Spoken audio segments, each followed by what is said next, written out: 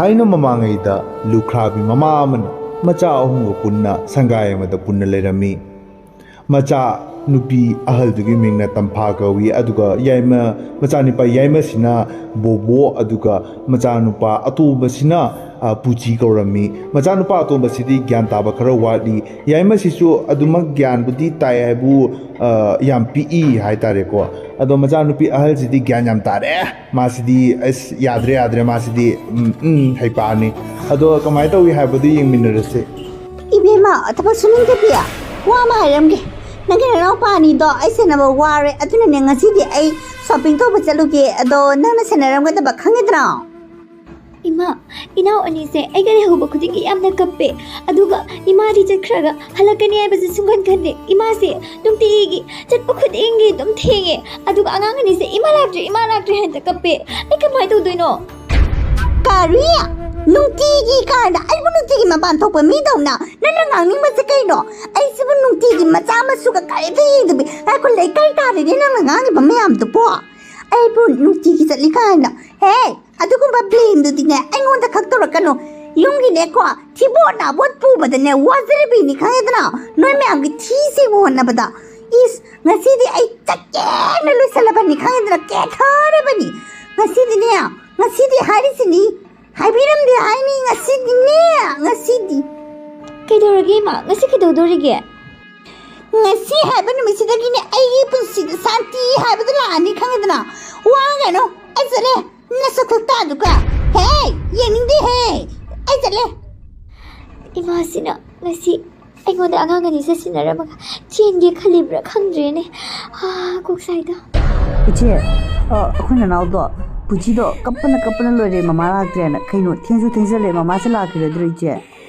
Kangdine na, mama do ngasi dengan nahalakani, nang angangani se, hagtag gisa na dino layram mo na ingon haramine. Aduga mara bahura halaktre basi karigino. Ay na ngasay phone to wada sumagi phone to switch off daye. Kangdine, ay ko yam saye. Kaino iche, kaino phone ay bu. Thaina mamang ay matam siga bu. Kadai ni phone no iche na phone hai sibu. Phone hai sibu kari phone no iche. Please explain me. Hera, kana na phone hai rage. Ay na haidi phone ado ka phangano. Themo hai bane. Ay sukok sai phone themo hai bane. Oh.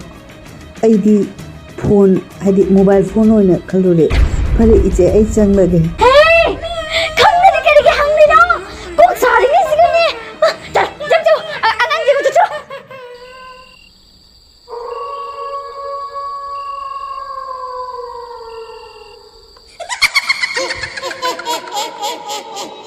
kuireda makut tuding na jada ba angangi ngaside lamsida yumda mabuhay bide yumda mapiling na ba yung mama ubabange mama sureda mama pa sureda bangang na kundaba na di yung panbay mga maure ay salagi angang sa namala tongangaw nang kanano ako'y mama ko ni Mandy kanano na nang napani niya namamagyo din nang napani Tongango naman niya rin na tongango.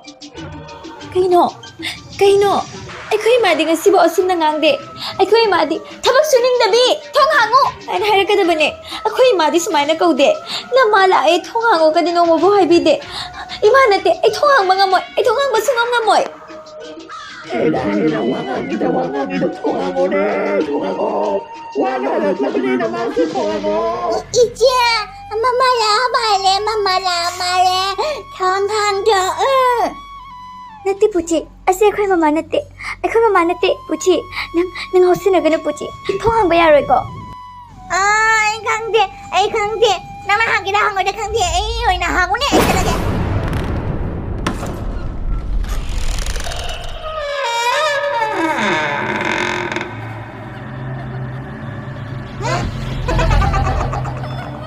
Mama, lại mà xin bút chẳng anh từ ngày nào nó tao đi tới câu gần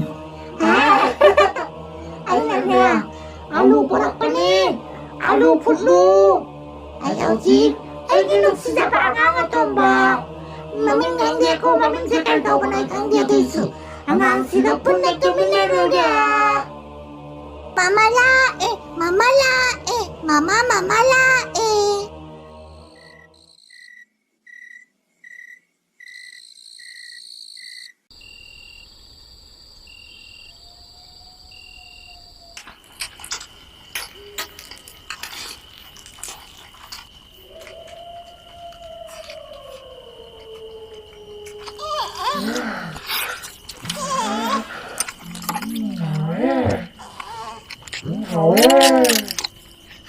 Sibo, Hingchabi sina alu fulo di hairaga, alu ni haina alu di purakradana, nungak tapire sibo, asibo, kari numita no mulak tori base makna, ay, kay no tok dori sibo, puti su pusan gre hausi, ayma, chakri ne, ayma, puti to dekre, ayma.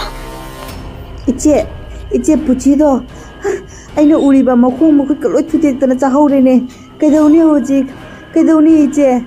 Akubani su chararani mathang se ai natraga nang ta doini kamai toni che Hoi chumina na Hingchabi se ibani ki marakta ama natrade ama chakre adui matunga amuko chakre aduna ibani hurana chena batawrasi hojik idea ama khalo kaitosi ke khalo Ay, nasi chakasi chaning reda.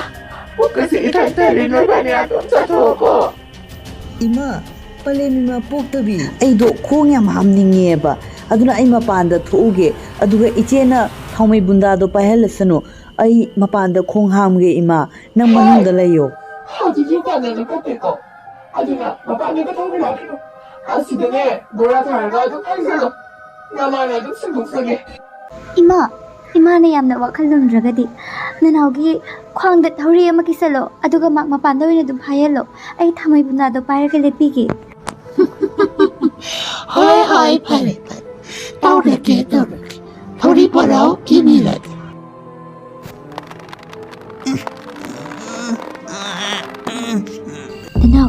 Nana hojik nangi no khwangda kiri ba thori do punamada kisalamo aduga ibani thawa hingna ba chengrasi yanu lao hoi che ai taurage ai tauramba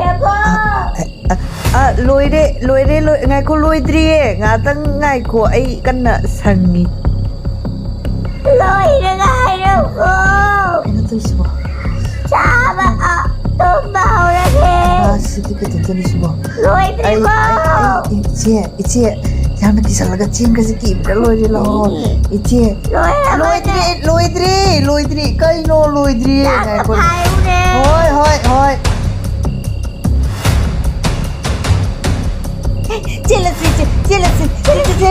jealousy lao Kan biu Jangan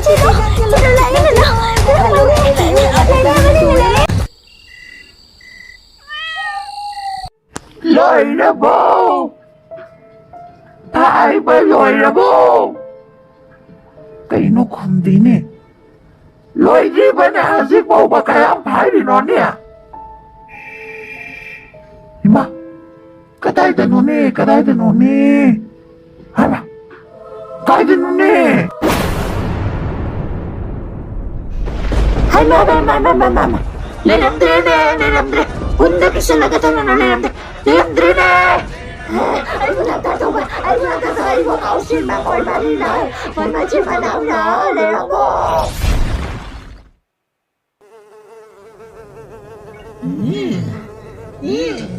Ang gagawin ko na ng tato pa. Ay mo na. Hati. Bito ka kanina. Ay mo. Ng tato pa. Hati. Dadao, ada lady base, may thali base. Ibo ko basuin ne, jumoy mare ne. Asiga jangjamam thiurasi. Changlo. Ho kana no. Thingra ba hinga sida lau. Imabo kanbiyo jangjabom tapiyo thong chalu yang na imabo pai ni Ang thona lang saita. Ang hawde na. Sama tigil laga jakida.